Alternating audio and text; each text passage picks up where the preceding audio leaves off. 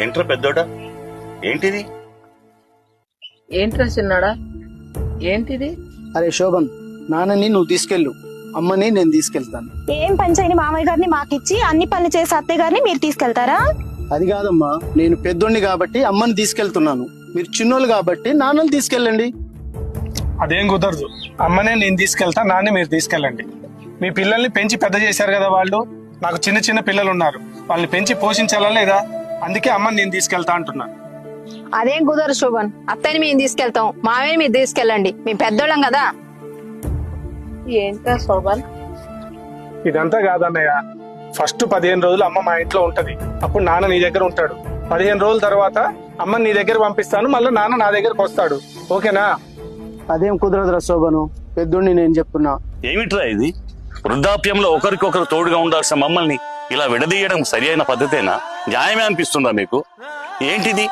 ఎరా శోభ, పెద్దోడా, మనిషి అనుకుంటున్నారా మరా మిషన్ అనుకుంటున్నారా? మీరు మనిషిలా చూడండి రా. పెద్దోడా చిన్నోడా, గుర్తుందా?